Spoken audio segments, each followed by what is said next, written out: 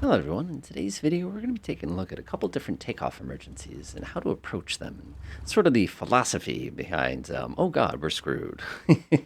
Let's get started. So first of all, takeoff is usually a moment when people don't think that we crash, but actually takeoff is, I think it's about 10% of all accidents occur during takeoff, and they're not always mechanical. Sometimes obviously people pull up too far or their seat comes loose or something like that, all sorts of nasty messiness. So what we're going to do is we're going to simulate a couple of the common times when your engine could fail as well as deal with it. The first one, of course, we're going to handle the simplest way, and that's going to be what happens when your aircraft engine fails during your initial roll before you get in the air. So this aircraft, of course, has a 55 knot speed. It's not too much. Like I said, we're just letting it kind of pick up speed here. Picking up speed. We're getting my hands on the controls, ready to go ahead and give that thing a tug and to get into the air. We go, and the engine fails. So we're going to go ahead and pull our controls all the way towards us. We're going to pull our throttle all the way to idle, and we're just going to squeeze the brakes as well as we can while maintaining positive control of the aircraft. Now, of course, you're probably sitting there going, why do we pull the throttle out? The reason we pull the throttle out is because if we don't, and the engine decides to come back, we could be in this place where we can't control the plane and go rip right off the end of a much shorter runway. Now, what happens if the aircraft already gets in the air? Now, that gets a little more interesting. So what we'll do, of course, is we'll go ahead and hit our takeoff again here. I'll go running down. And we're going to simulate a takeoff where we basically lose our engine as soon as we get up in the air. Now, the big thing with that, of course, is it's really critical you don't pull the nose back. You won't have enough speed to be able to basically maintain that landing attitude. You have to let the nose come down a little tiny bit. So we're going to go ahead and get up in the air here. Our engine goes up, engine failure. I'm going to let the nose come down.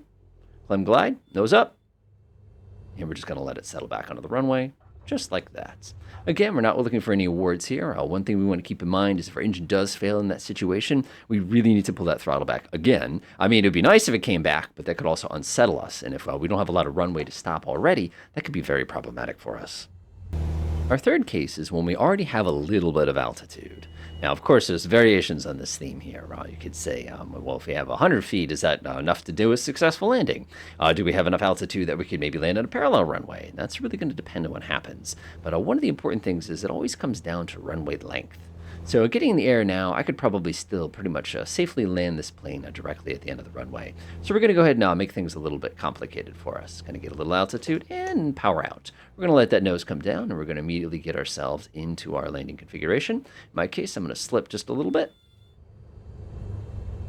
And we're just going to guide the plane down. Again, the plane has failed us. Don't care about the plane so much. There we go. We're going to settle down. It's not going to be an award-winning landing by any means, but it will get us safe. And you will not stop shaking for the next 2.5 days after this happens to you, by the way. And you can see we just almost didn't make it. Not bad. Now, of course, if we have a little altitude, we get different options, or do we? It's all going to come down to how much altitude we have underneath us. Now, we're here down at Bridgeport, so if you take a look at my altimeter right now, you'll see that my altimeter indicates about 5 or 6 feet, which is right. These runways actually do flood a lot of times during the fall especially. So, of course, what happens if we are a little bit up, but we're not necessarily proper up?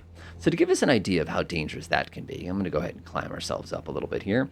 I'll let the nose come down. We want about 75 knots. It gives us a pretty clean one there. Again, we're clear of the runway. Everything's looking good. We have 100 feet underneath us. Things are still looking pretty nominal. And I'm going to start looking around. I'm really nervous. This plane hasn't been very reliable today, so I want to be extra careful. Oh, engine failure. So the first thing we want to do is we want to get ourselves to a glide. We want to look to our left, right, and we want to identify a target that is within 20 degrees of us. So we have that lovely road there, and of course people are like, why did you just turn the plane around and land?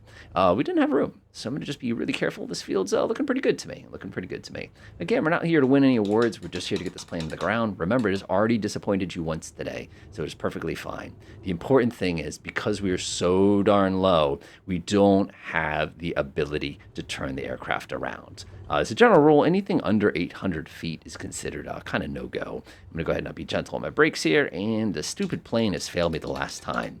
So what is the minimum altitude we would need to land back on the runway we took off from? Well, all right. So the impossible turn is a classic thing. We've explored that on our channel before. The concept is that if you have about 1,000 feet of altitude underneath you, you should theoretically be able to turn around and fly back to the airport from which you just took off from. So let's go ahead and experiment with that a little bit. Now, of course, they say 1,000 feet, but is it really 1,000 feet? So what we're going to do is we're going to climb up to about, let's call it about, we'll do 800 feet. and we'll see whether or not it's possible to safely get back to the ground here. Now, I'm going to try to optimize everything I can here. I'm going to try to climb exactly at the proper climbing speed. That's about 75 knots there. Other things I'm going to do, of course, is try to maintain a relatively smooth climb. Not going to go too far to the left, not too far to the right. Of course, if I wanted to cheat really hard, I'd fly at my VX right now, so I'd be basically right next to the runway when this happens. But of course, we don't have that option, so we're just going to kind of roll with it. Like I said, 800 feet is pretty impressive. 1,000 feet is considered a bit safer. Now, if we lost the engine now, we'd be basically picking something in front of us. Oh, geez, we'd be landing right there on Main Street. And of course, if we lost the engine, a minute from now, that'd be much more complicated. We'd probably end up at the beach somewhere.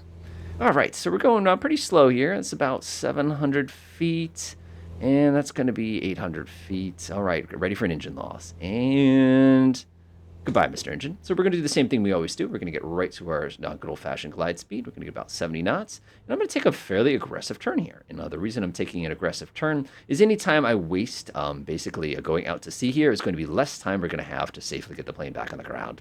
So I'm going to come around. Again, I'm going to maintain right around 70 knots there. And we're just going to go ahead and look. Do not pull up. Do not pull down. 70 knots is the only number that I care about right now. I'm actually going to lift the nose up just a tiny bit. Let it come down. There we go. And I'm not going to touch my flaps until I'm guaranteed. Now, when we do this landing, you have to remember that this is going to be a tailwind landing. So now the wind is behind me. The runway is made, so I'm going to go ahead and bring in my flaps. Bringing your flaps, by the way, is going to change your approach speed. From 70, it's going to take it down to 65. But you can see right now that this is going to be pretty clean, except for how much runway I'm going to suck down here. So another mistake people make is they forget that you still have to get the plane down to the ground. So I'm going to keep us out of ground effect here. I'm just going to fly until I get to 55. There we go. I'm going to pull the nose down. I'm just going to let it sink. And for this purpose, I'm going to go ahead and cancel out my flaps early. I'm going to go ahead and pull back all the way towards me, and I'm just going to enjoy my quick little stop landing. Now, when you practice these different takeoff techniques, always be thinking about what's going to happen. And one of the things that we like to do, too, in the real world, at least I like to say, is kind of have a plan before we take off. So there's no time. You don't have to think about it. You just go. Enjoy.